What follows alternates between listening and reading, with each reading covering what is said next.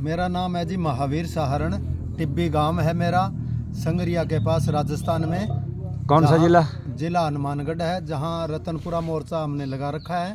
हाँ जी। जैसे शंभू और खिनौरी में 2 मोर्चे चल रहे हैं जी, वैसे ही तीसरा मोर्चा अपना राजस्थान में रतनपुरा के नाम से चल रहा है।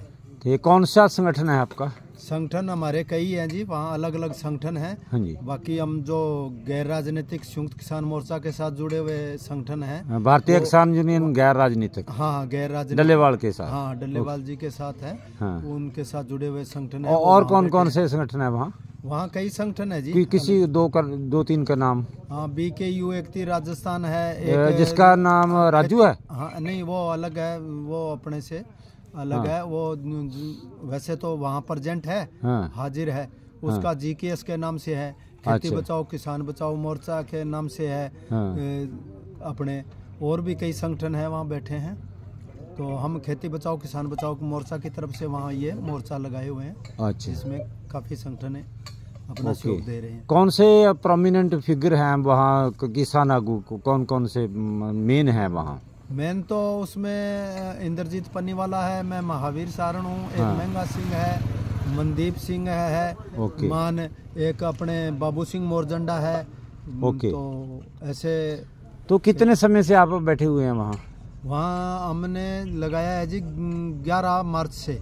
11 मार्च से? हाँ, क्योंकि जिस दिन शुभकर्ण सिंह की भोग था, उस दिन शाम को यहाँ मीटिंग होती है खिनौरी बॉर्डर पर डल्लेवाल जी के साथ। तो उन्होंने बोला भी रतन आप ये खिनौरी और शंभू तो मजबूत हैं, डब वाली मोर्चा थोड़ा कमजोर है, उसे मजबूत करो राजस्थान वाले आके वहाँ। तो हमने कहा भी इसकी बजाय हम ये कर लेते हैं भी इस बार मोर्चा ही एक और लगा देते हैं, जिससे अपने मोर्चों की संख्या बढ़ जाएगी।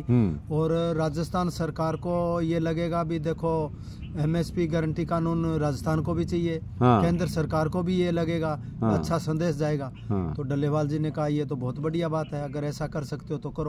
मैंने कहा ऐसा ही करेंगे। दूसरा बात ये भी है भी प्रशासन इस बार हमारे BJP सरकार होने के कारण प्रशासन हमें वहाँ से निकलने भी नहीं देगा इधर आने के लिए। तो अगर वहाँ अपना मोर्चा ही अलग लगा लेते हैं राजस्थान की तरफ से, तो सोने पे सुहागा हो जाएगा।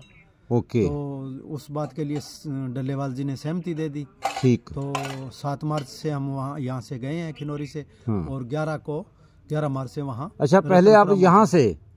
हाँ यहीं थे। वो प्लानिंग इस तरह हुई भी अपने वहाँ से ज्यादा लोग आ नहीं पा रहे थे, क्यों सरकार सख्त थी इस बार। BJP की सरकार है। पिछले आंदोलन में तो कांग्रेस की थी। हाँ जी। तो किसी ने रोका टोका नहीं दिल्ली जाने के लिए हमारे राजस्थान से। इस बार BJP की होने की वजह से वहाँ से हरियाणा में घुसने के सारे रास्ते बंद कर रखे थे। राजस्थान से किसी को आने नहीं। कौन सी तारीख से बंद किए होते उन्होंने? तो 13 फरवरी से पहले ही बंद कर दिए थे। अच्छा, जैसे यहाँ बंद करे तब? हाँ, उसी समय वहाँ बंद कर दिए। उन्हें पता था भी 13 फरवरी को दिल्ली कूच की तरफ ये पंजाब वालों के साथ मिलके जाएंगे। तो उसी समय से बंद थे। तो 11 तारीख मार्च को फिर हमने वहाँ नया मोर्चा लगा लिया। चलो भी आगे नहीं जाने देते हो तो यहीं सही। तो रतनपुरा में कितनी ट्रैक्टर ट्रॉलीज हैं? फिलहाल तो अभी शुरू में तो खूब थी, पर अब 60-70 ट्रालियों का जत्था अभी भी वहाँ खड़ा है। लोग कितने होंगे वहाँ? लोग अभी तो 1000 के प्लस मानो आप रह रहे हैं। क्यों शुरू में तो बात अलग थी, अब धीरे धीरे जैसे टाइम निकला है थोड़ा एक बार, तो उसी के उपलक्ष्य में अब जो यहाँ से जो प्रोग्राम दिए गए हैं आज तक, वो सभी लागू किए। हड़ताल का किया है, या कोई रेल रोको का दिया है, या कोई भारत बंद का दिया है, या कोई भी प्रोग्राम दिया है, वो सब किया है उन्होंने। वहाँ अपने लेडीजों ने भूख वगैरह भी हड़ताल पर भी एक दिन लेडी भी आ जाती है वहाँ तो घूंघट डालती हैं वो? नहीं वो एरिया थोड़ा आगे रह जाता है। अच्छा, गंगानगर हनुमानगढ़ जिला तो पुराना ये पंजाब का ही हिस्सा है। पंजाब का हिस्सा है, तो ये कल्चर भी वैसा ही है, बोलचाल है। तो जैसे आप हिंदी बोलते हैं वहाँ वो भी हिंदी बोलते हैं? नहीं, हमारे ज्यादा हिंदी तो कम बोलते हैं लोग, पर ज्यादा पंजाबी और बागड़ी में ज्यादा बोलचाल है। अच्छा, बागड़ी का हिंदी से फर्क है?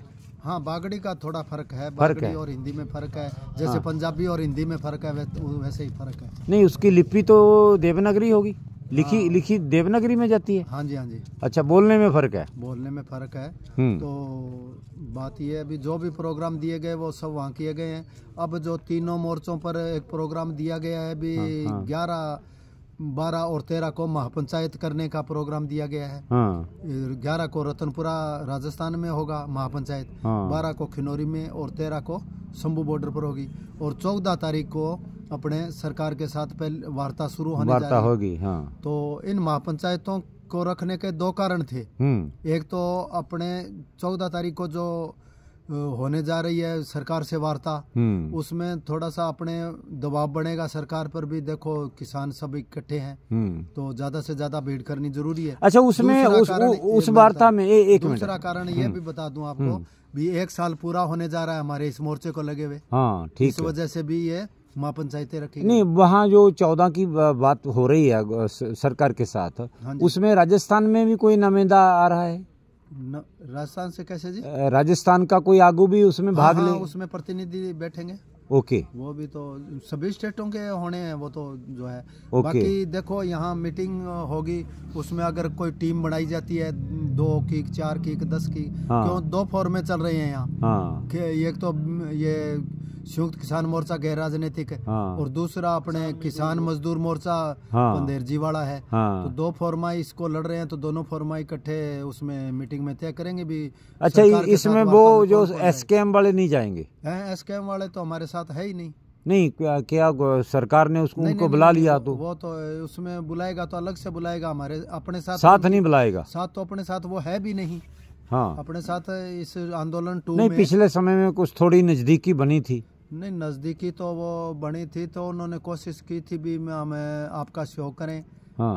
1-2 मीटिंगें हुई है उनके साथ, एसकेएम वालों के साथ। हमारे भी यहाँ से प्रतिनिधि गए उनसे बात करने, तो हमारे प्रतिनिधियों ने कहा भी आप अगर सहयोग करना चाहते हैं तो आओ खिनौरी, बैठो आप, ले आओ ट्रैक्टर ट्रालियाँ। तो उसमें उन्होंने इनकार कर दिया, भी ट्रैक्टर ट्राली तो लाएंगे नहीं हम। अब ट्रैक्टर ट्राली लेके यहाँ नहीं आओगे सहयोग में, तो फिर किस तरह का सहयोग करोगे, वो आप देख ही सकते हो। फिर किस चीज का सहयोग। तो फिलहाल वो अपने साथ नहीं है ना। वो मीटिंग में जैसे पहले 4 दौर की वार्ता हुई है पिछले फरवरी में, पिछले साल फरवरी में सरकार के साथ 4 दौर की वार्ता है, उसमें भी एसकेएम अपने साथ नहीं था। ये अपने 2 ही फॉर्मा थे, और यही 2 फॉर्मे अब बैठेंगे। ओके, क्या आपकी कैसे आपकी एक्सपेक्टेशन क्या है? वहाँ 14 में कोई निष्कर्ष निकलेगा? देखो जी, वो तो फिलहाल क्या कह सकते हैं, जब वार्ता चलेगी तो ही उसमें नहीं। जैसे सरकार का तो यही करते हैं, पिछले समय का जो एटीट्यूड है, जो रवैया है उनका, व्यवहार आप देख चुके हैं, उससे कुछ ना कुछ अंदाजा तो लग जाता है ना। अंदाजा ऐसा है सर, ये बजट तो इन्होंने बहुत किए हैं हमसे, बहुत पहले से वादे करते आए हैं भी। अपनी कोई नई मांग तो है कोई नहीं। सबसे सोचने वाली बात है, ये कोई नई मांग नहीं है, ये वही मांगे हैं जो सरकार ने हमसे वादे किए थे। 2014 में नरेंद्र मोदी जी ने प्रधानमंत्री बनने से पहले ये वादा किया था भी ये मांगे मैं पहली कलम से लागू नहीं। उसमें एमएसपी पे कमेटी बनाने की बात थी, कोई लागू करने की बात तो नहीं थी। कानूनी गारंटी के लागू करने की बात तो नहीं थी। एमएसपी का तो बात बाद में आई है, पहले तो तीनों कानूनों को वापस लेने की थी ना। नहीं, वो तो पिछले आंदोलन में था। मैं पिछले बता रहा हूँ, जैसे 2014 में भाजपा सरकार आती है तो मोदी जी ने अनेक मंचों से ये कहा था, अगर हमारी सरकार बनाते हो तो हमें वो तो दुगनी कर देंगे, पहली कलम से आपकी ये मांगे लागू कर दूंगा। उनकी आमदन दुगनी कर देंगे, ऐसे कर देंगे, वैसे कर देंगे। वो मांगे लागू नहीं की, वो तो चुनावी जुमला पर बैठना पड़ा है। वो तो चुनावी कोई नई चीज नहीं है, वही मांग रहे हैं जो सरकार ने हमसे वादा किया था। तो उम्मीद तो करते हैं भी वो अपने वादे पर खरे उतरे और हमारी मांगे। अच्छा, एक जो सुप्रीम कोर्ट ने कमेटी बनाई थी, उसके बारे में आपकी क्या राय है?